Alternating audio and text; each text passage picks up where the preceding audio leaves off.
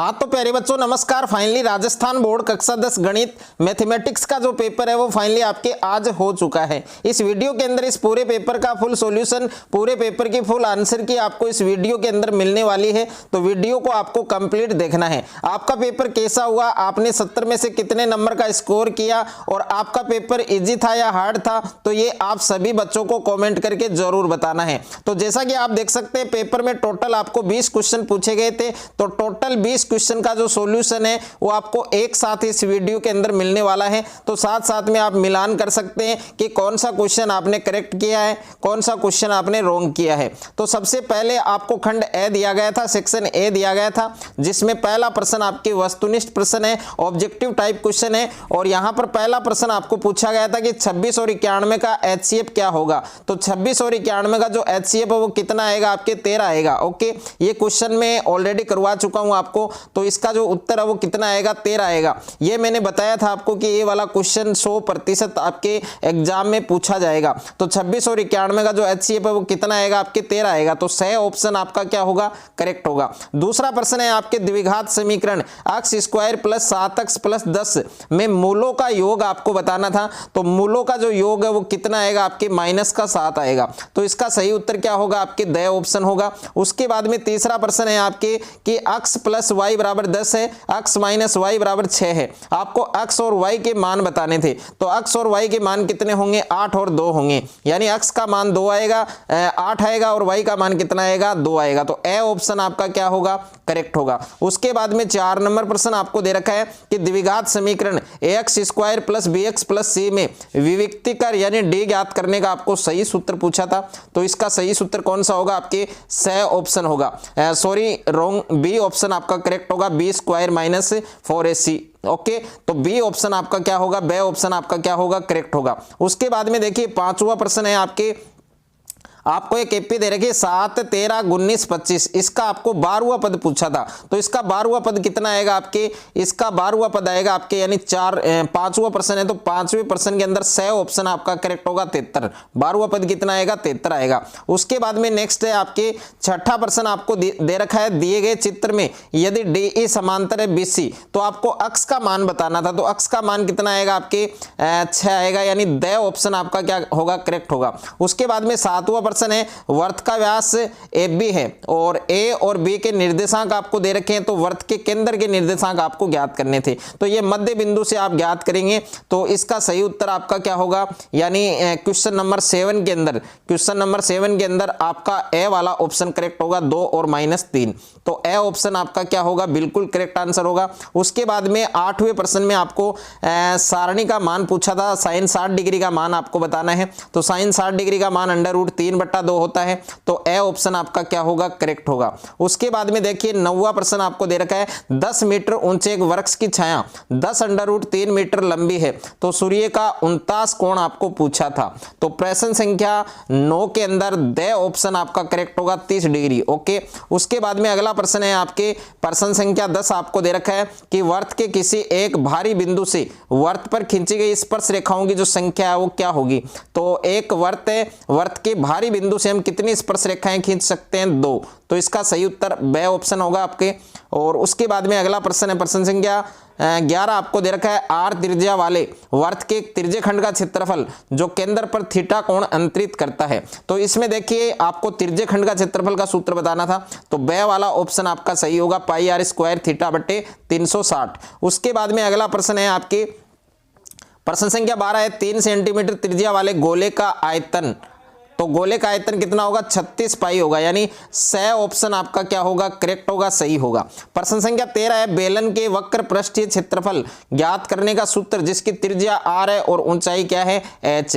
तो इसका हो जाएगा बे ऑप्शन, यानी 2πrh। उसके बाद में प्रश्न संख्या 14 है एक पासे को फेंकने पर 6 अंक आने की प्रायिकता। तो इसका मान होगा 1/6, यानी द ऑप्शन आपका क्या होगा, करेक्ट होगा। उसके बाद में प्रश्न संख्या 15 के अंदर 3, 5, 7, 9, 11 13, 15, इसका आपको माध्य पूछा है। तो इन सभी को ऐड करेंगे और 7 से भाग देंगे तो आपका सही उत्तर क्या होगा, 9 होगा। यानी स ऑप्शन आपका क्या होगा, करेक्ट होगा। तो टोटल 15 क्वेश्चन आपके मल्टीपल चॉइस पूछे गए थे। तो 15 में से 15 किन किन बच्चों के सही हैं तो वो बच्चे कमेंट करके जरूर बताएंगे। उसके बाद में देखिए दूसरा प्रश्न आपको दिया गया है, रिक्त स्थानों की पूर्ति कीजिए। तो इसमें पहला प्रश्न है, रेखा ax plus by plus c1 और a2x plus b2y plus c2 में यदि a1 बट्टा a2 बराबर b1 बट्टा b2 बराबर c1 बट्टा c2, यानी तीनों का जो रेशो है वो क्या है, बराबर है। तो रेखाओं के जो हल है वो क्या होंगे, तो इसमें आप लिख सकते हैं अनंत हल। इसमें क्या लिख सकते हैं आप, अनंत हल लिख सकते हैं। या फिर आप लिख सकते हैं अपरिमित रूप से अनेक हल, अपरिमित रूप से अनेक हल, ये भी आप लिख सकते हैं। उसके बाद में देखिए दूसरा है आपके कि वर्त के किसी बिंदु पर स्पर्श रेखा स्पर्श बिंदु से जाने वाली त्रिज्या पर क्या होती है, तो इसमें आपको लिखना था लंब। यानी दूसरा जो रिक्त स्थान है इसमें क्या आएगा, लंब आएगा। और इंग्लिश मीडियम वाले स्टूडेंट को परपेंडिकुलर लिखना है। तीसरा है आपके घड़ी के मिनट की सुई द्वारा 1 मिनट में बनाया गया कोण कितने डिग्री का होगा, 6 डिग्री का। तो इसमें 6 डिग्री आएगा। उसके बाद में 4 नंबर है शंकु का आयतन। तो शंकु के आयतन का सूत्र आपको बताना है 1/3 pi r square h, 1/3 pi r square h, ये आपको लिखना था। उसके बाद में 5वां प्रश्न है, किसी वर्त के किसी व्यास के सिरों पर खींची गई स्पर्श रेखाएं क्या होती हैं, समांतर होती हैं। तो इसमें आपको क्या लिखना था, समांतर। और इंग्लिश मीडियम वाले स्टूडेंट पैरेलल लिखेंगे। और 6 नंबर है 3 गुणा माध्यक बराबर क्या होता है, बहुलक प्लस 2 गुणा, और माध्य ऑलरेडी लिखा हुआ है तो आपको केवल 2 गुणा लिखना है। ओके, 2 मल्टीप्लाई आपको लिखना है। उसके बाद में देखिए प्रश्न संख्या 3 है आपके अति लघुतरात्मक प्रश्न है। तो प्रश्न संख्या 3 से लेकर 20 तक के जो प्रश्न है उनका जो सॉल्यूशन है वो आपको इस वीडियो के अंदर एक साथ मिलने वाला है। तो वीडियो को आपको कंप्लीट देखना है। तो देख सकते हैं आप, ये क्वेश्चन नंबर 3 के अंदर पहला क्वेश्चन है, इसका सॉल्यूशन आप देख सकते हैं 3825 का गुणनखंड है। और ये आपके तीसरा सवाल है, उसमें सेकंड क्वेश्चन है आपके। उसके बाद में तीसरे में ये आपके तीसरा है, एपी वाला सवाल है। और उसके बाद में ये 4 नंबर है आपके त्रिकोणमिति का सवाल है तीसरे में। और ये तीसरे क्वेश्चन में 5वां क्वेश्चन है आपके। और उसके बाद में नेक्स्ट आप देख सकते हैं खंड बे, यानी जो सेक्शन बी है, सेक्शन बी के अंदर क्वेश्चन नंबर 4 का सॉल्यूशन आप देख सकते हैं। √3 + 2 √5 एक अपरिमेय संख्या है। तो इसको इस प्रकार से आपको सिद्ध करना था।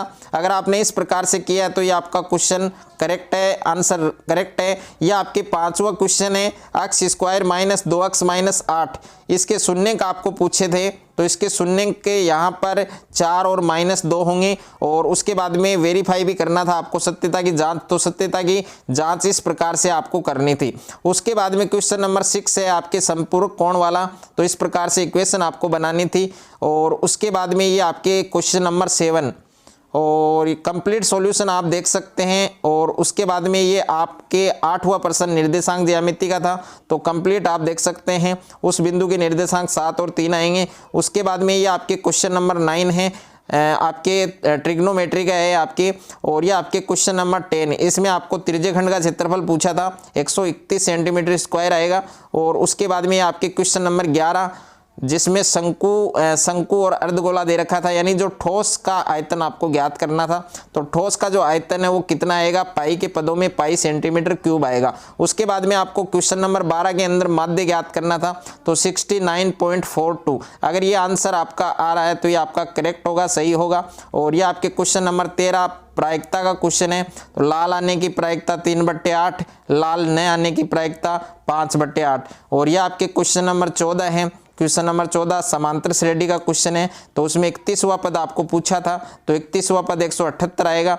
और उसके बाद में क्वेश्चन नंबर 15 आप देख सकते हैं, x का मान -7 आएगा। और उसके बाद में ये आपके क्वेश्चन नंबर 16 कि भाई ये बिंदु से वृत्त पर खींची गई स्पर्श रेखाओं की लंबाइयां बराबर होती है, ये आपको सिद्ध करना था। और ये आपके क्वेश्चन नंबर 17 जिसमें आपको बहुलक ज्ञात करना था। तो बहुलक का मान कितना आएगा, 65.625। अगर आपका ये आंसर आ रहा है तो ये आपका सही है। 18वां क्वेश्चन है, इसका सॉल्यूशन देख सकते हैं। इसमें आपको मूल ज्ञात करने थे। अगर मूलों का अस्तित्व है तो उनके मूल ज्ञात करने भी थे आपको। तो यहाँ पर देखिए 2 मूल हमने निकाले हैं। और उसके बाद में देखिए नेक्स्ट है आपके अगला प्रश्न, ये क्वेश्चन नंबर 19 है आपके ट्रिग्नोमेट्री का है, त्रिकोणमिति का है। तो इसमें आपको सिद्ध करना था √1 + sin a बट्टा 1 - sin a बराबर sec a + tan a। तो इस प्रकार से हमने इसको प्रूव किया है। और ये आपके क्वेश्चन नंबर 20 है। क्वेश्चन नंबर 20 के अंदर आपको मीडियन ज्ञात करना था, माध्यक ज्ञात करना था। तो आपका जो मीडियन है वो कितना आएगा, 137 आएगा, यानी 137 आपका आंसर आएगा। तो टोटल 20 क्वेश्चन का जो सॉल्यूशन है वो मैंने इस वीडियो के अंदर आपको दिया है। 20 क्वेश्चन का फुल सॉल्यूशन मैंने इस वीडियो के अंदर आपको दिया है। अगर आपको ये वीडियो अच्छा लगे तो वीडियो को आप ज़्यादा से ज़्यादा शेयर करें, ज़्यादा से ज़्यादा वीडियो को लाइक करें। और चैनल पर आप नए हैं तो चैनल को सब्सक्राइब कर लीजिए और साथ में नोटिफिकेशन बेल को प्रेस कर लीजिए। अगर फिर भी कोई आपको डाउट है तो आप कमेंट करके बता सकते हैं।